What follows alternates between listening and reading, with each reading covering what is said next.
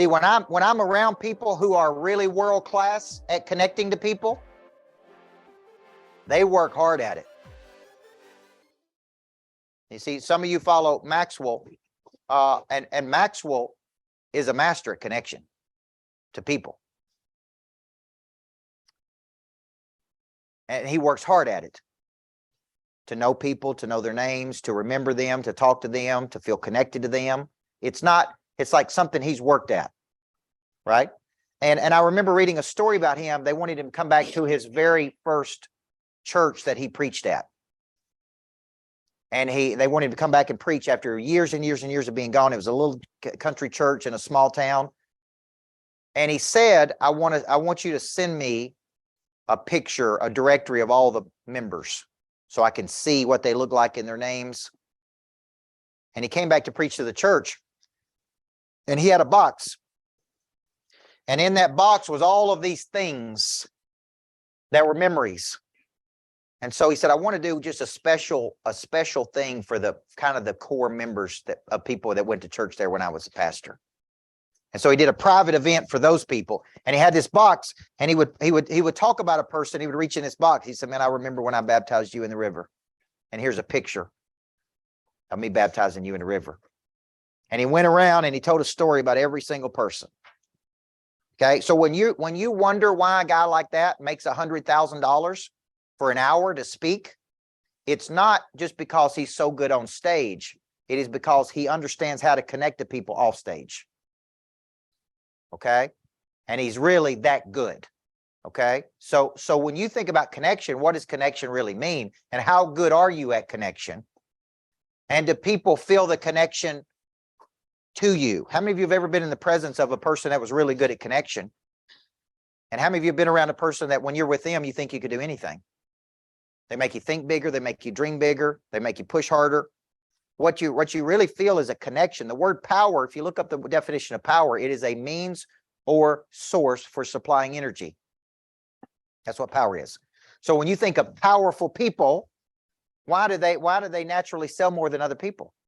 Because people want to be around them. People want to be with them.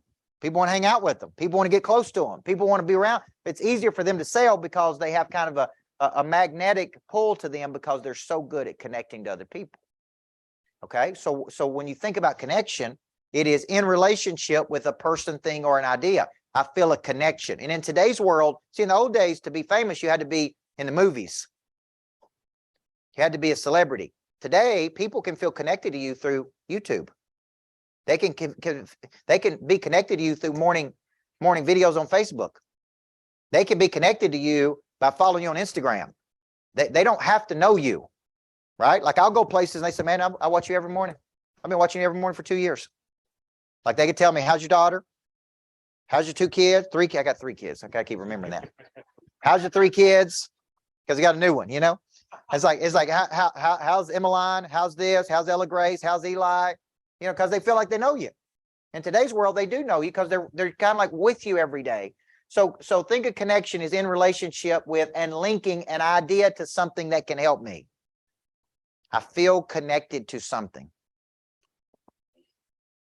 Look at number 3. The other person feels seen, they feel heard, and they feel accepted, not judged.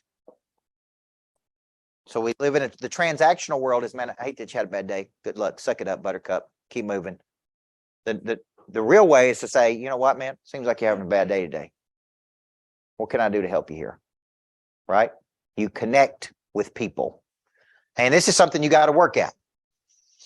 So when you combine connection with tactic, these are strategic actions you take daily to drive up the probability of a sale. So what we're doing in our selling system is we're moving and we're circulating, and then we're connecting with people all day long, and we're trying to help those people. Now, they did a study with doctors. The doctors that get the most in our country are doctors that only spend between, I think it's 2 to 5 minutes with their patients.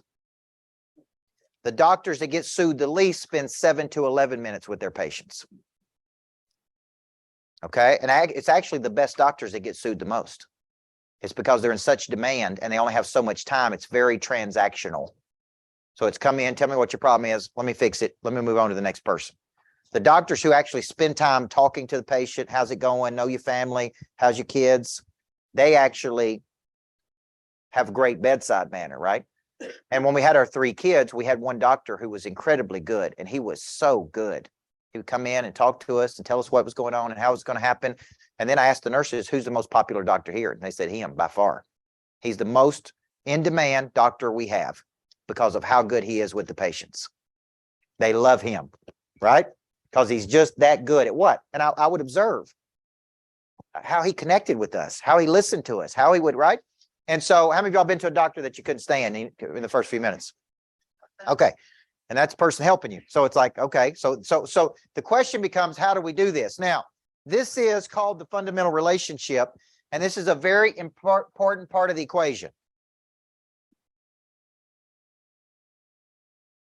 So selling is what? Selling is solving a problem. So over here, you have your skill or talent. Over here, you have 2 things: their ambition and their problem.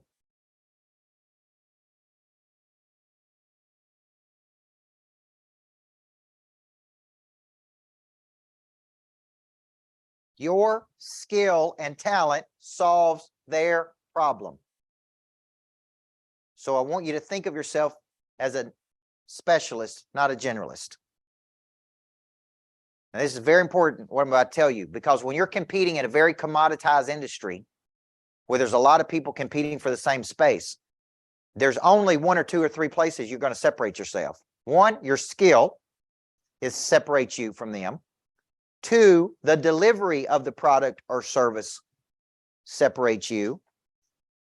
Okay. Or 3, the product or service is just different. Now, if Natalie and I have a night out in Nashville and we could go to any steakhouse in Nashville, we go to one place, Jimmy Kelly's. No, I'm sorry, not Jimmy Kelly's. Ruth. No, not Ruth Chris. We go to Jeff Ruby's, not Jimmy Kelly's. 10 years ago, I went to Jimmy Kelly's. Now, why do we go to Jeff Ruby's? Because in my opinion, it's just superior. Superior service, the environment's superior. Like if you only had one date night out. So the other day I said, go in there and look. You can't get in there for the next 3 or 4 months. Literally, it's booked for months and months and months in advance. Why? But it's because the delivery, the environment, it's differentiated. So what really differentiates a person is their skill, the way they deliver the skill, right? Or something about the service or the skill is just that much better than other people's skills. Okay? So when you think about you, what is this skill? And where can you win in the market versus other people? This is the fundamental relationship. So we just developed a program for high net worth individuals, and I kept going, how can we develop a program for high net worth people that's different? What do high net worth people want to do?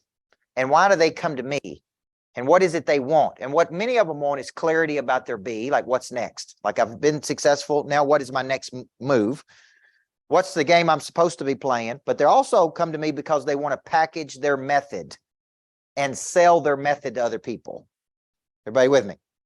So I look at what I do is I look at all the programs that are out there and I go, okay, what are these programs teaching people? Teach them how to make more money, teach them how to do this, teach them how to do this. What can I do that those other coaches can't do? And how do I differentiate it to sell it to them? And what do I call it? And how do I deliver it? So what I'm asking here is, what is my skill and talent? How is that skill different? And who would pay the most money for it? That I actually enjoy solving the problem. Just because you can solve a problem does not mean that is the problem you're supposed to be solving. Okay, now in the middle here is where the money's made. That's the exchange between your talent and their problem. Okay, you have a talent, they have a problem, they got the money. They give you the money because you are a specialist at solving their problem.